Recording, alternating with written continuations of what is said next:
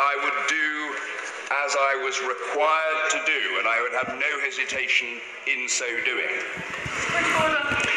Yes, indeed. Point of order, Caroline Lucas. Thank you very much, Mr. Speaker. I welcome the vote on this amendment because it shows that a majority of this House have stood up for more democracy, not less. They've stood up for more scrutiny, not less, and they have also voted to rule out a disastrous no deal.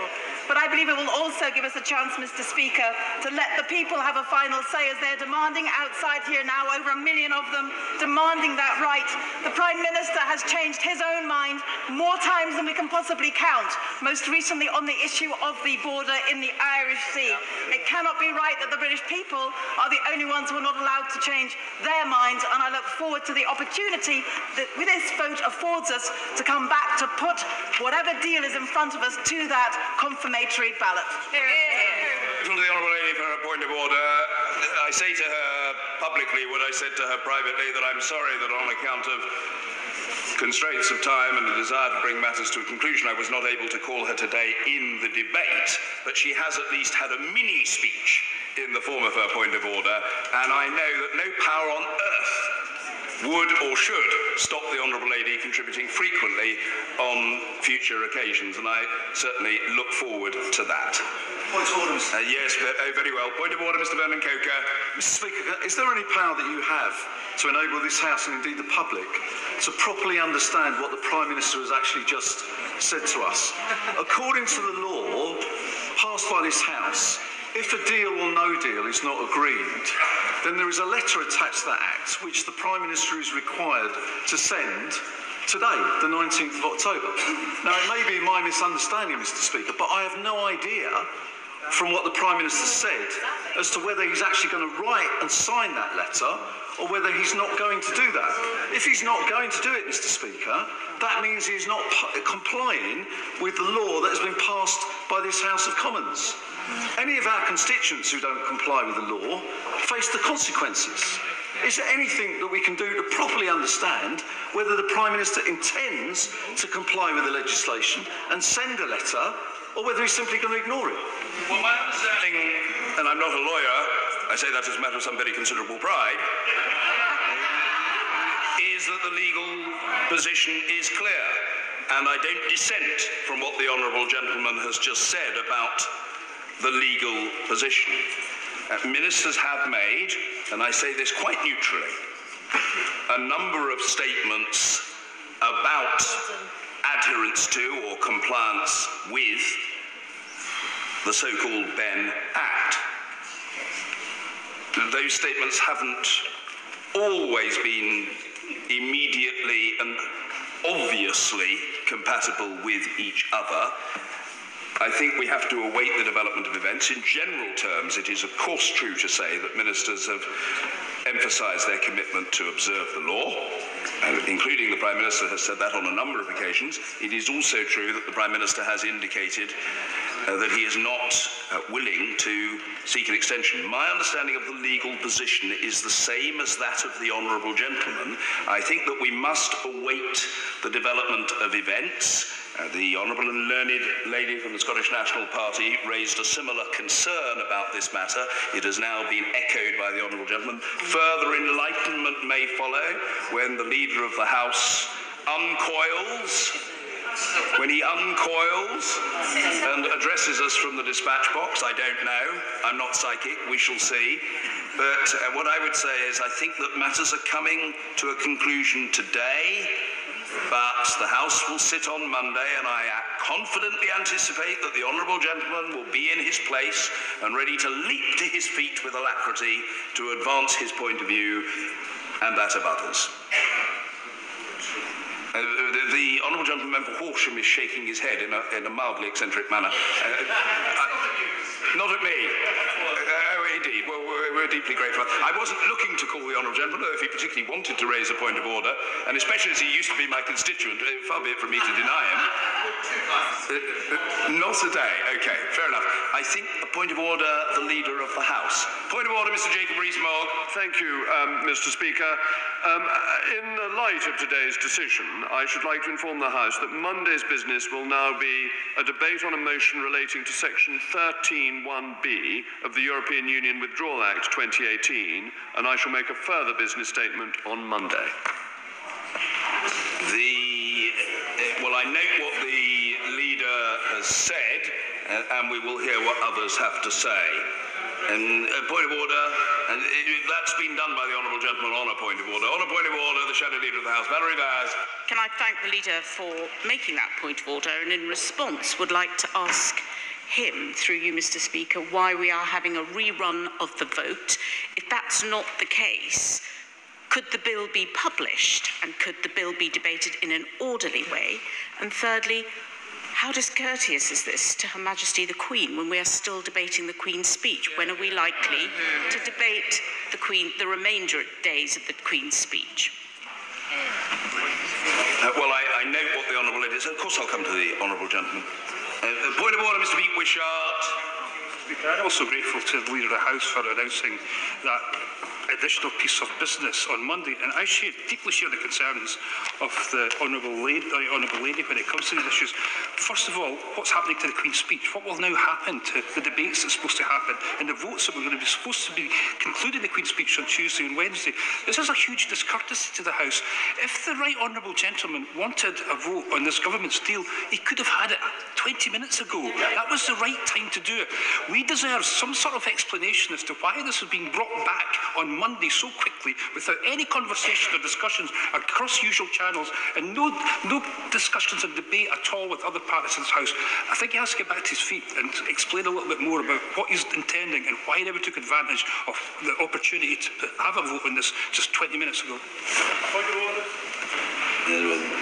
Point of order, Mr. Kevin Brennan. And on a point of order, Mr. Speaker, shouldn't the leader have sought to make an emergency business statement if that is what his intention was, so that we could do just what the shadow leader from the SNP has done and my honourable friend has just done, and ask questions of the leader as to his intentions for what's happening to the rest of the important business we have before us? Well, the short answer to that is yes. The short answer to that is yes, and I intend no discourtesy to the leader of the House.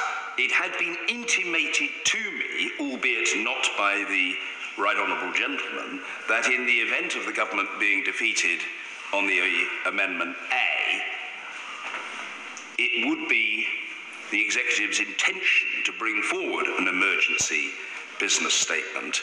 And although an emergency business statement is often narrow in its terms because it flows from a particular event on a given subject, it is susceptible of questioning, whereas doing it on a point of order is most unusual and doesn't readily lend itself to questioning. And so, you know, it is, to be frank, unsatisfactory, but I don't intend any discourtesy to the leader, and I'm quite certain that he thought that he was doing the right thing. He wouldn't knowingly do the wrong thing, but I think it is less than helpful in terms of the exchanges. And I will have to take advice and reflect on these matters further, because I did not receive advance notification of any length of the intention, still less of the intention to do it in this way. Yes, I will come to the Right Honourable Gentleman, of course. Point of order, Mrs. Helen Goodman. Thank you, Mr. Speaker. Well, in the light of the very brief remarks from the Leader of the House, I wondered whether it had been made clear to you when the second reading of the bill, which the Prime Minister said would be introduced, will take place, and which days next week we will have for the 2 days to complete debate and vote on the Queen's speech. That's the question. Well, it would be, of course, most useful to have clarification on that matter. The clerk at the table is waving in front of me, most helpfully, I hasten to add, a helpful wave as opposed to an unhelpful wave, notice of presentation of bill, the European Union Withdrawal Agreement bill, in the name of the Secretary of State for exiting the European Union. I heard also, as the Honourable Lady did, the Prime Minister refer to the government's intention to introduce the withdrawal and implementation bill. It is perfectly open to the government to do that. Indeed, it is perfectly open to the government to do that next week. and I had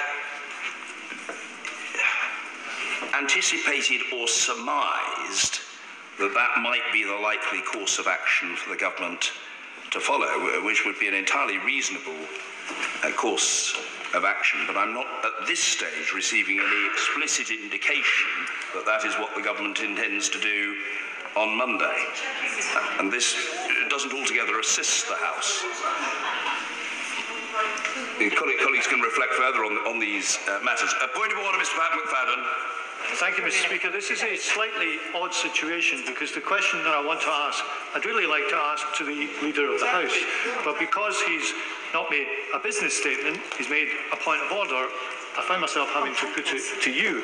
I am, of course, very welcome if he wants to get to his feet to help us clarify matters. What I think a lot of us want to know about Monday is it your understanding, as I have to say, that the government intends to bring back a motion to approve the agreement struck with the European Union under Section 13(1)(b), or is it your understanding that they intend to bring back the legislation implementing that agreement?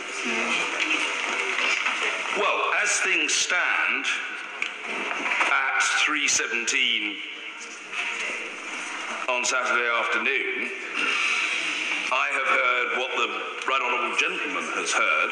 The government seems to be planning to bring forward a vote under the relevant section of existing legislation rather than to bring forward the withdrawal and implementation bill. It is not for me to make the government's argument for it, and such an argument has not been advanced. It may be that they are thinking that the vote would be a different vote to that which has taken place today, and they may find reinforcement in that view from the Right Honourable Gentleman, the member for West Dorset, to give but one example. But I repeat that an emergency business statement with greater clarity and the opportunity for interrogation would have been very considerably more helpful to the House. Point of order, Dr. Philippa Whitford. Thank you very much, Mr. Speaker. As someone who's meant to lead for the Scottish National Party in the supposed Queen's Speech debate on the NHS and trade deals, I simply need to know, am I preparing a speech, as many other members across the House would? You know, there is work planned for Monday and Tuesday, and I think it's incredibly disrespectful that we simply don't know what we're doing on Monday. I don't want to repeat the position over and over again. I've already indicated the situation is obviously less than satisfactory, but, you know, I've got an enormous regard for the number and quality of the grey cells of the Honourable Lady.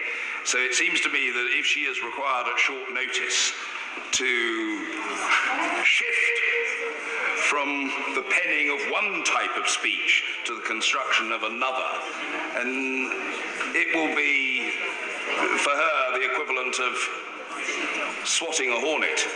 It won't cause her any trouble at all. The point of order, Mary Cray. Speaker, as the chair of our proceedings here today, can you tell us if it is in order for the government to put a motion before the House today which is effectively defeated, and then to retable the exact same motion, hoping for a different result, perhaps in anticipation of certain conversations that may happen over the weekend between the Prime Minister and people who have voted one way, and then and perhaps on the basis of what may or may not appear in the Sunday papers? Is it in order to bring the same motion twice on consecutive days? Do we not have to a duty to our constituents and to the country to let this matter rest? Well, I'm alert to the argument that the Honourable Lady has made. I think the fairest thing to say is, as I have been advised by the clerk, that a ruling on Monday on this matter would be sensible. I must say to colleagues that the chair seeks to be as dexterous and versatile as possible in attending to colleagues' various points of view and in responding to questions put to the chair. it cannot always be expected that the chair will do so immediately when something is raised which had not previously been put to the chair, of which therefore there was no advance notice, and which has not therefore been discussed with expert advisors. It's perfectly reasonable to seek that expert advice, to discuss it with those so advising, to reflect upon the matter in the cold light of day, and then to come back to the House with an informed as opposed to a speculative conclusion. Point of order, Mr. Martin Whitfield. Very grateful, Mr. Speaker, and I'm cogent of your recent comments. It would seem to me that we had a business statement setting out what was going to happen next week in the normal way. That has now been altered on a point of order, and I'm not entirely personally convinced that that was an appropriate point of order. And if it wasn't, then we have not received notice in this House of what's going to happen on Monday. And my question to the Chair is, are the government able to alter the business on Monday using the method of a point of order, or should an invite not be made for an emergency motion that we could listen to and respond to? You can put things on the order paper, but I repeat that this was not an emergency business statement. It could have been, but it wasn't. And that is a deeply relevant matter. So although the government can table that which it wishes, it can go to the table office and seek to table propositions. This is not an emergency business statement, and I'm not aware, there are precedents for most things in this House, and they're not for everything, but I can't recall readily an example of a business statement made purely on a point of order. I can recall that it's probably happened from time to time, but in any case, this isn't an emergency business statement as such. It is an indication of intent, but it's not an emergency business statement as such. Point of order, Hugh Gaffney. Can you clarify, Mr. Speaker, that the amendments to the Queen's speech, which I have one for TV licence, will they still be considered on Monday, and will there be space in the timetable to hear those amendments? Well, I certainly expect that the Queen's speech debate will be conducted, and it is to be expected that it will be continued. After all, the Leader of the House, who must have contemplated the possible scenarios, in all solemnity, informed the House on Thursday of the business for Monday and Tuesday, and he has not disavowed it. And the nod of the head from the right honourable gentleman confirms that he is not disavowing the intention to continue with the Queen's speech. So I hope that the honourable gentleman derives some succour from that fact. It is necessary for him not only to listen to me, but to observe the head movements of the right honourable gentleman member for North East Somerset. Point of order, Mr. David Linden. Thank you very much, Mr. Speaker. On a point of order, I seek your clarification on a procedural point. Quite clearly, the Leader of the House is not going to bring forward a business statement for the House, and it's quite clear from these proceedings that members wish to question the Leader of the House. Is there a provision within the standing orders to either suspend the House or give you an opportunity to consider an urgent question to the Leader of the House this afternoon in order that we might be able to question him? Yeah, very good. Urgent questions are not taken at this time, and I'm not sure that that will greatly advance matters. I will hear remaining points of order and will reflect on the other point that the honourable gentleman has made. Point of order, Kirsty Blackman. Thank you, Mr. Speaker. I've not been into the table office, but I understand that the orders of the day for Monday have been tabled, and they don't, in fact, include the Queen's speech debate for Monday. So I'm not sure whether the Leader of the House's nod there meant that we would be having a Queen's speech debate on Monday, or we wouldn't be having a Queen's speech on Monday, because the orders apparently just include debate on the European Withdrawal Act. Obviously, most of us have not had the chance to go to the table office and see this order paper. It would be very useful, Mr. Speaker, if you could in some way compel the Leader of the House to stand up and tell us what that nod meant, whether we are having the Queen's speech debate on Monday or whether we're not having the Queen's speech on Monday, because the details that have been placed in the table office appear to say that we're not having the Queen's speech debate on Monday. It'd be helpful if the Leader would elaborate. If the Leader would care to come to the box and elaborate, I think that would be helpful, because at the moment there is an extreme ambiguity about intention, and that, if I may very politely say to the Leader, cannot be right. The Leader. Mr. Speaker, I think you worry unduly that there will be a full emergency business statement on Monday, which is part of what I was saying, so that people will have a full appreciation of what business there will be. This was made on a point of order because the situation has arisen urgently, and it was important to make it clear to the House straight away what will happen.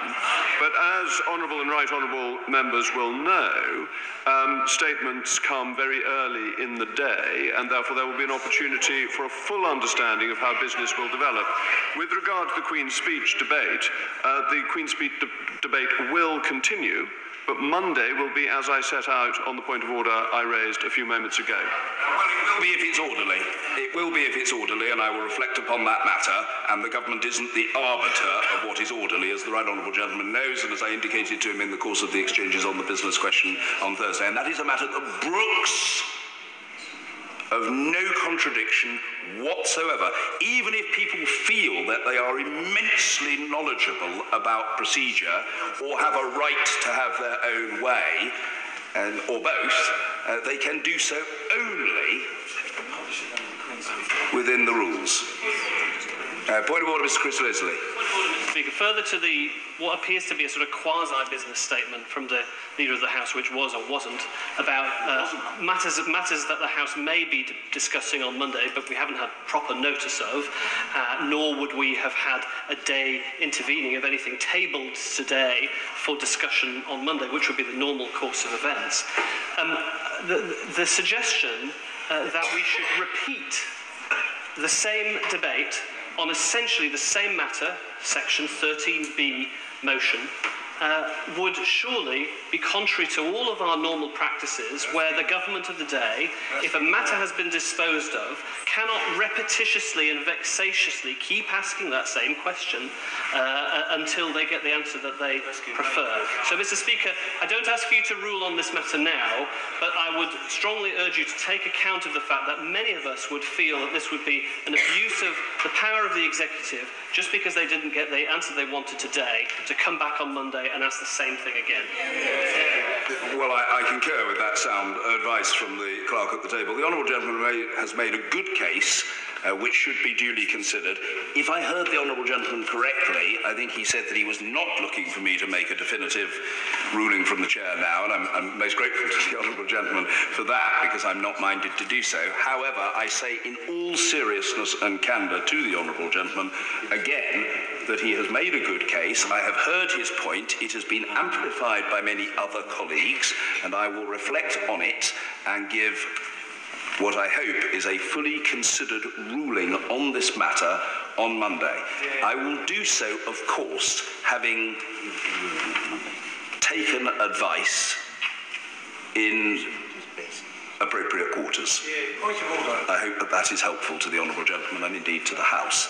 Point of order, Mr. Hilary Benn. Thank you very much indeed, Mr. Speaker. Further to your response to the honourable member, and you're going to make a ruling on Monday, I'm just concerned if a Section 13(1)B motion were to be tabled for the House to consider on Monday, which seems to me to be what we've just chosen to amend today, that there would be an opportunity for an amendment or amendments to be placed down to it. And I mean, depending on when the government may table such a motion, could you give an indication whether you'd be willing to accept a manuscript amendment to it once we know what your ruling is on Monday? Yes, it's draft. No, of course I'll come to the right honourable gentleman. I think I can assure the right honourable gentleman on that point. My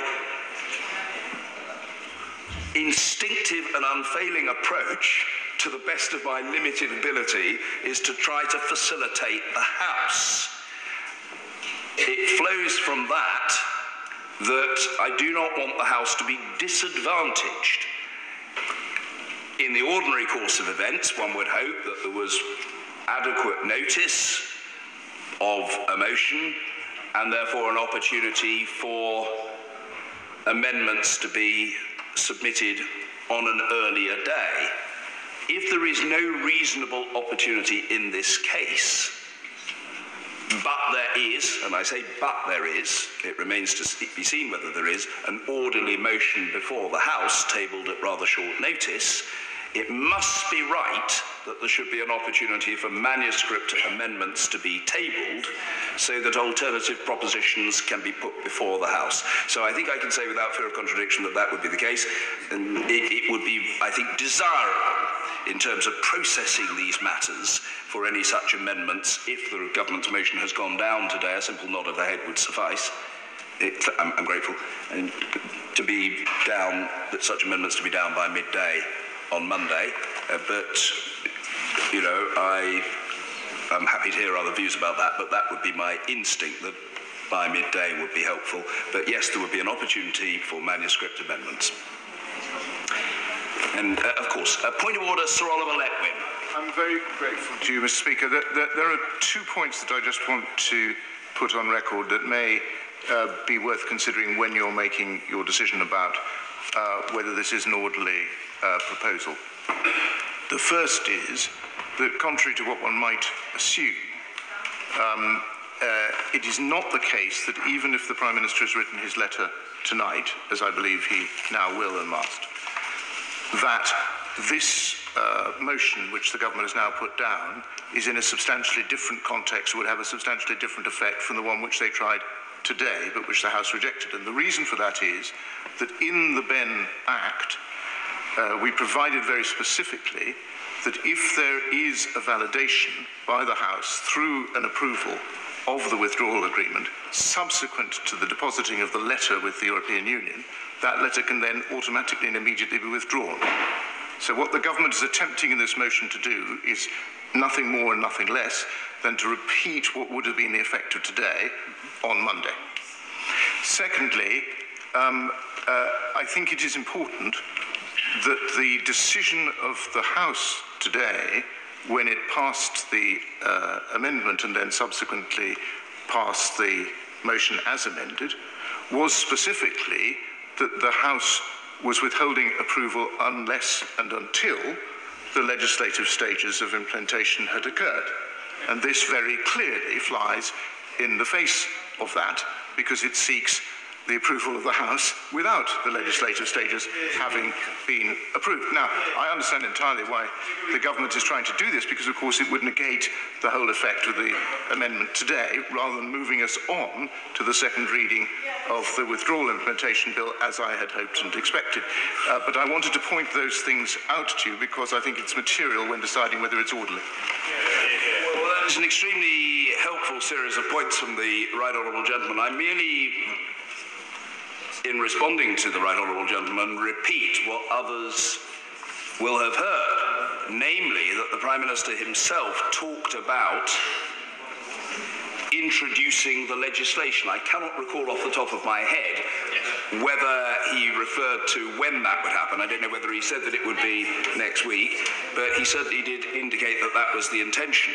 So one deduced from that that that was indeed what the government was proposing to do, rather than to introduce a motion under an earlier act.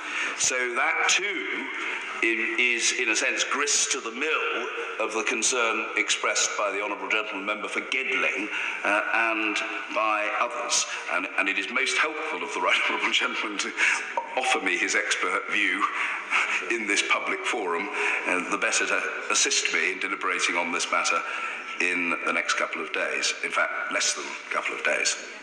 Thank you. Yes, I will come to the Honourable Gentleman. Point of order, Mr. Patrick Grady. Thank you, Mr. Speaker. The orders that are in the table, the orders that are in the table office. I'm not really sure if I have a point of order to make, to be honest, Mr. Speaker. The orders of the table office make no mention of the Queen's speech whatsoever, so I assume what the Leader of the House meant is that the Queen's speech debate will take place on other days. But what they do provide for is a motion under the terms of the European Withdrawal Act for up to 90 minutes, which of course means if there were no UQs or statements, we'd all be going home at 5 o'clock on Monday. Is there any way that the government can actually provide for more time for debate, given how heavily subscribed interest was, how many members, for very understandable reasons, were not able to be called today? What provision is there for the government to make more time available than just the statutory 90 minutes if we are to be having a meaningful vote on Monday?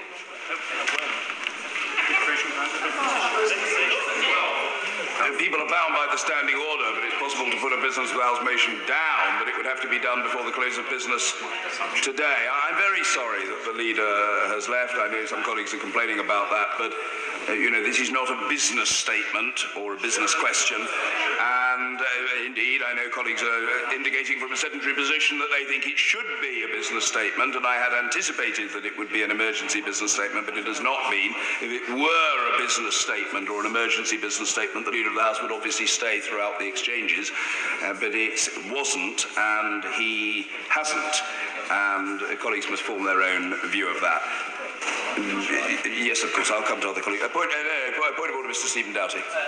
Speaker, I apologise for not being in the chamber. I was watching on the television screens and I heard what you said about need to carefully consider this matter. I certainly only became aware of this myself, just popping into the table office and seeing that something had been thrown down by the government in quite an odd move. And of course, Mr. Speaker, if they were trying again to put effectively the same question again, is it not the case that effectively, therefore, they are trying to avoid putting down the actual legislation, as the Prime Minister indicated he was going to put down, the actual withdrawal bill, which of course is what many members in this House of all sides and all views on Brexit actually wish to see, so that they can adequately consider it, that appropriate impact assessments can be undertaken, that committees like the committee chaired by my right honourable friend from Leeds can consider it, but also so that amendments to that bill itself can properly be considered and put down. And does it not strike you, Mr. Speaker, that that's a very odd way in which to be proceeding, given the clear will of the House expressed today on a very clear question? The Honourable Gentleman, I don't dissent from what he said.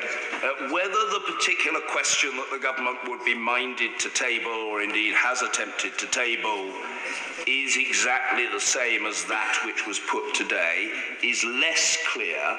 The same question rule upon which I gave a ruling to the House on March the 18th this year holds, but whether this is the same question is not so clear, because the government would be wanting to put a proposition that was separate from the amendment in the name of the Right Honourable Gentleman, the member for West Dorset. However, the apparent purpose of the said motion, which ministers are attempting to table, is to invalidate or obviate the effect of the decision that the House has reached today. And that does seem most curious and irregular. It is certainly to be expected that the government might seek to bring forward legislation, as the Prime Minister himself indicated to the House he intended to do. Quite at what point, I have, as people will know, been in the chair without interruption since 9:30, and I've not had conversations outside. It occurred to somebody to suggest that a motion, this motion, would be tabled rather than legislation brought forward. I can have no way of knowing, because I have not been able to penetrate the inner recesses of ministerial minds.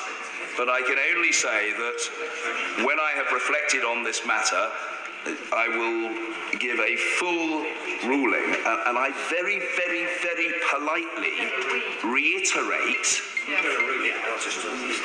that the government is not the arbiter of what is orderly. That cannot be so, and it is not so, and it will not be so, and there can be no argument about that. A point of order, Jonathan Ashworth. I'm extremely grateful, Mr. Speaker. You're being very patient with the House.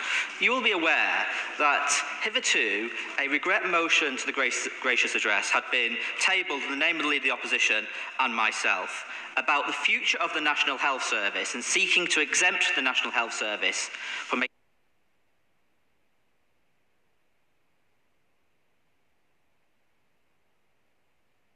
trade deal with the United States. This regret motion has provoked considerable support in the country amongst NHS staff and patient groups, many of whom were going to a lot of trouble to come to the House on Monday to lobby members of Parliament ahead of that debate. Out of courtesy, can you tell me or tell the House what we should be telling to those NHS campaigners and whether or not they should come here on Monday, because it looks like the government is running scared of our debate on the NHS?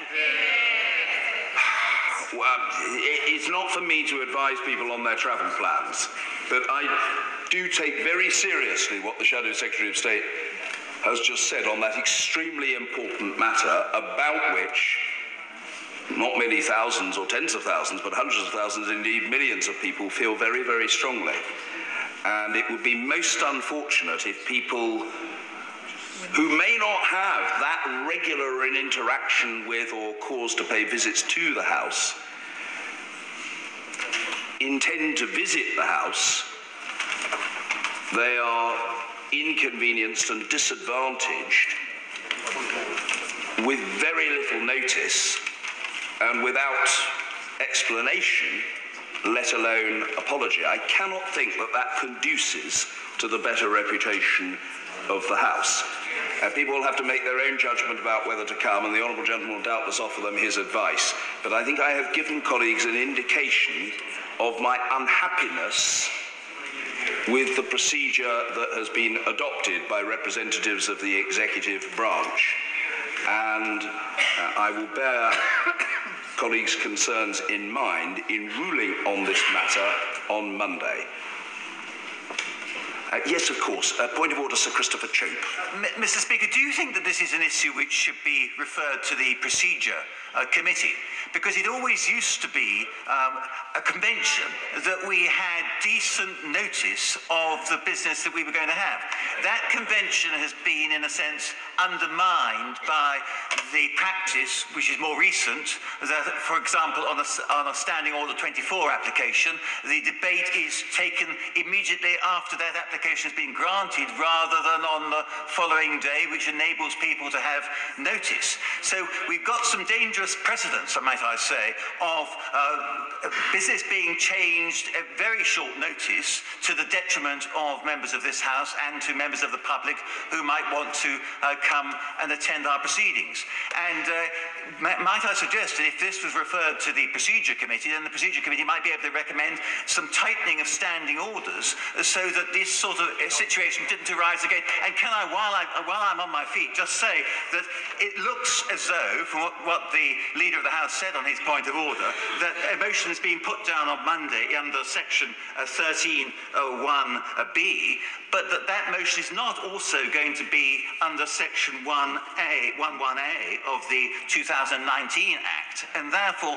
the motion we were debating today covered two different acts and two different provisions, but I understand that the motion down for debate on Monday is just on the 2018 Act. Therefore, it would seem, and I hope that you'll be able to consider this over the weekend, it would seem that it cannot be regarded as being the same as the issue that we dealt with today. So I hope that you'll be able to take those matters into account, Mr. Speaker. Taking the Honourable Gentleman, the Member for Christchurch, I certainly will reflect on that point and the other points that he has made, and I take his points in the constructive spirit in which he's made them, and he speaks as someone who has been, of course, over a period, I'm not sure currently, a distinguished ornament of the Procedure Committee. And is the Honourable Gentleman currently gracing the committee with his presence? Yes, if you put it in that way, I am. And I can say that I first had the privilege of joining the Procedure Committee back in 1984, when that Procedure Committee was graced with the presence of the Right Honourable Enoch Powell and many other distinguished members of this place. I didn't know that. I knew quite a lot of things about the Honourable Gentleman, the Member for Christchurch, but I didn't know that. But I am now better informed, and so I recognise that his service on that committee dates back a long way. I take very seriously what he says. I accept the point that he makes about the unpredictability spawned by, in my view, justified decisions in relation to Standing Order number 24, applications for debates. Nevertheless, it is a fact that that has inevitably produced a degree of unpredictability in the business. The only point that I would make, which I think is fair to make in this context, is that where we are dealing with applications under Standing Order number 24, there is an established process provided for by the standing orders, and it is understood by colleagues that an application can be heard only if the Speaker agrees to hear it, and can therefore proceed if the Speaker hears and approves it, only if the requisite threshold of support has been attained in the House. By contrast, in this particular case, a representative of the executive is seeking to change the business, not on the basis of a voted for proposition, but on the basis of what some people might regard as an act of executive fiat. That does seem to me to put it in a somewhat different and perhaps inferior category. Well, the appetite of colleagues is insatiable. And I must say, by the way, at the moment, the very best behaved person here present is a very, very, very tiny person who seems blissfully unperturbed by our deliberations. And I wish that splendid little person all the best. Sweet. Point of order, Tom Brake. Mr. Speaker, I apologise perhaps if you have already made this clear, but is it your intention perhaps as the first piece of business on Monday to make a very clear statement about the process that we have just seen, particularly if you consider it to be of a vexatious and repetitive nature? And if it is appropriate, would you look very kindly on urgent questions on this subject, because members have clearly expressed some very strong views about what the government have just done. Yes. Well, it certainly would be my intention to make a statement on the matter after questions, after the ministerial question time. In other words, at or very close to 3:30.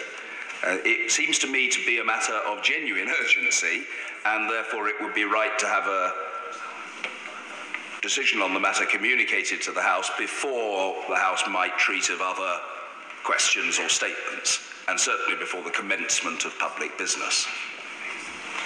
Point of order, Mrs. Marion Fellows. Thank you, Mr. Speaker. I'll be brief. Can you give me some guidance on how best I could register my disgust and disapproval of the behaviour of the Leader of the House when he walked out as my honourable friend, the member for Glasgow, was trying